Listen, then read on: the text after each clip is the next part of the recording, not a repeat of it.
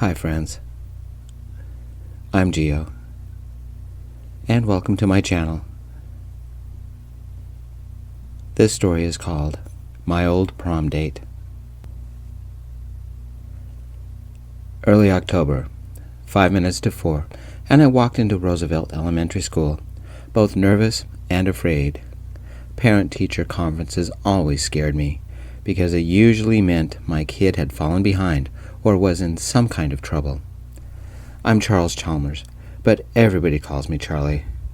I'm a mechanic at Butte Auto, and I'm the single father of the pride of my life, a 7-year-old hurricane named Winston. Winn, for short. My kid has way more energy than me.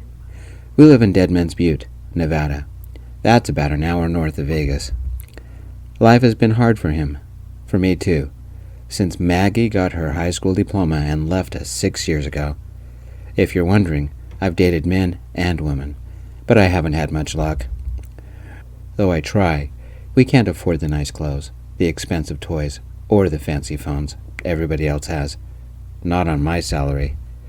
I was 17, a junior in high school, when Winston was born, and Maggie decided she didn't want the responsibilities of having a child or a husband, and was willing to give up Winston for adoption the second he was born.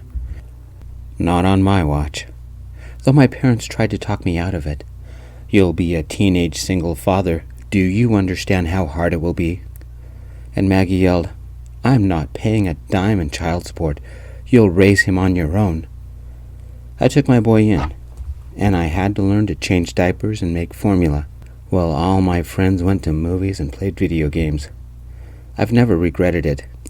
As soon as my parents held their grandson, they changed their minds and have supported my decision ever since. Maggie, on the other hand, left Nevada, and Winston and I are not even a blip on her rearview mirror. I love my boy and would do anything for him, including something as terrifying as seeing his teacher one-on-one. Wynn's teacher must have had other parents he had to see, because voices came from his classroom, and there were a couple of chairs outside the classroom for us to sit in. Winston and I took the seats and waited. The 5 minutes was an eternity. You really have no idea why your teacher wanted to see us? I asked my son. Winn gave me that smile that always meant he was lying. I don't know, Dad. You're caught up on everything, like math and English? I asked. I am, Winston said, but didn't look at me. Did you get in any fights or talk back to your teacher? I asked. Not this time, Dad. Besides, if I had, the principal would have called you, he said. Then why did what's-his-name want to see us? I asked. His name is Mr. Jones, and you'll like him, Dad. You knew him 100 years ago, Winston said. I'm only 24, Winn. There was only one person I knew with the last name of Jones, Vaughn Jones, a guy I knew back in high school, my first serious crush. It didn't have a chance to go anywhere, especially after the one-night fling with Maggie. 9 months later, my son was born. A single dad did not have time for a social life. Could Wynn's teacher be the same man I had dated a lifetime ago? Doubtful. I gave my son a small smile. Why will I like Mr. Jones? He's almost as smart as you, Dad. Mr. Jones is getting his master's, Winston said. The word stung, but I wasn't going to let my son see it. Going to college had been my dream. Back in the day, before late-night feedings and trips to get extra diapers changed my priorities. At 3 minutes after 4, the classroom door opened, and some people left the room.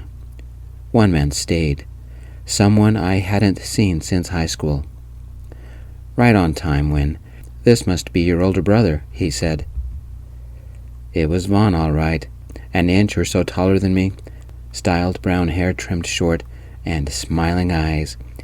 Except for growing a little bit older, Vaughn hadn't changed except to get better looking. Hi, Mr. Jones, this is my dad, Winston said. Wait a minute. Is that you, Charlie? Charlie Chalmers? You're Winston's dad? It's been a while. Why don't you two come inside? It's good to see you, Vaughn said. He stepped toward me and gave me a quick hug that reminded me of junior prom. We split apart, and I asked, Vaughn, you're teaching second grade now? Trying to, but sometimes I can't keep up with the kids. Vaughn ushered us into the classroom. Whiteboards were up front and to the side. Large floor-length windows looked onto the playground, and lots of colorful bulletin boards made the room cheery. We took seats in front of the cluttered teacher's desk beside the whiteboard, and Vaughn moved a couple of textbooks so he could sit on the corner of the desk. Behind the desk were several pictures, including one I remembered, because I had a copy sitting on a shelf in my bedroom. It was of me and Vaughn holding hands at junior prom. That was the last date I had before my entire universe changed. It was a good date, too. Let's start by going over Winn's grades. He's doing well in most subjects, mostly B's, but he is missing an occasional assignment, which he can still make up. Math is the real problem. Winn is missing 10 assignments and is currently getting a D, which threatens to become an F if he misses much more. Do you want to talk about why, Winn? We spent 15 minutes reviewing my son's grades and his behavior and how well he got along with the other kids. It sounds to me like Winn needs to do a little work, especially with math, I said, eyeing my son. We'll work on that, Winn. No TV and no phone until your homework is done. Every night. I want you caught up. Dad, that's not fair. My friends and I help each other, Winston whined in a kind of a dejected tone. Vaughn chuckled. You don't know how often I hear some variation of that. It's good to see you again, Charlie. When Winn said his dad had requested the meeting, I had no idea it was you. Me? I didn't request the meeting. Winn said you wanted to see me, I said. We both looked at my son. Winn, come clean, Vaughn said. Tell us the truth, I said. But I began to suspect what my son would say. Winn shrugged his shoulders and walked behind the teacher desk and grabbed the prom picture of me and Vaughn. Dad, you're so busy working, you don't have time for a boyfriend or any friends. It's the same thing every weekend.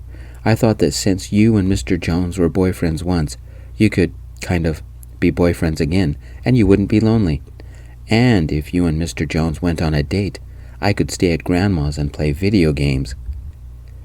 Vaughn smirked but quickly covered his mouth with his hand. Let me see if I understand this, I said. You want me to ask your teacher out so you can stay at Grandma's? Winn gave the biggest grin, took a big breath, and said, Yeah, Dad, and when I told Grandma my idea, she said we'd make cookies and order pizza, and I could stay all night, so then you could stay up late. So, Mr. Jones, can my dad take you on a date down to Vegas, and you can go out to some restaurant like Gordon's Gourmet Burgers, and then go on one of the roller coasters? Can you believe they built them on top of the hotels? And you guys could visit a casino or see a show. Dad gets off work at 5 on Saturday, and he could pick you up at 5:30. You have to go out with my dad, because he's a really nice guy, and he's been lonely, and you guys were boyfriends a long time ago, and I promised to get caught up in math. Please say yes. Vaughn laughed. Winn, I said, you mean Grandma is in on this? She already bought 2 tickets so you could take Mr. Jones on the giant Ferris wheel, and we both agreed, Dad. You've needed somebody in your life, but you're not doing anything about it. I think it would be nice to have a dad, and Mr. Jones is single too. Mr. Jones, is 5:30 all right, or is 6 better? Winn said. Wait a second. Are you interviewing me to be your other dad? Vaughn said. Yes, I am. You're my favorite teacher, much nicer than old Mrs. Tankerson. She must be 1,000 years old, and I don't want her anywhere near my dad, Winn said. I definitely rolled my eyes. What had my son done? I said, Vaughn, I'm sorry about this. I had no idea. Dad, you can't say no. It's already set up for this Saturday, and Grandma is coming to get me, Winn said. I stared at the ceiling. I couldn't decide whether to be embarrassed or angry or happy. I think it was a mix of all three. "This can't be happening," I said.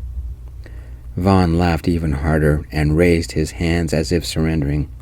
"Winn, 5:30 is fine. The drive will give me and your dad a chance to catch up." I had to laugh too. I can't believe this. My 7-year-old son had set me up for a night out with my old high school boyfriend. I think I'm going to like this. "Vaughn, it's a date, provided my son is caught up on his math," I said, ruffling my son's hair.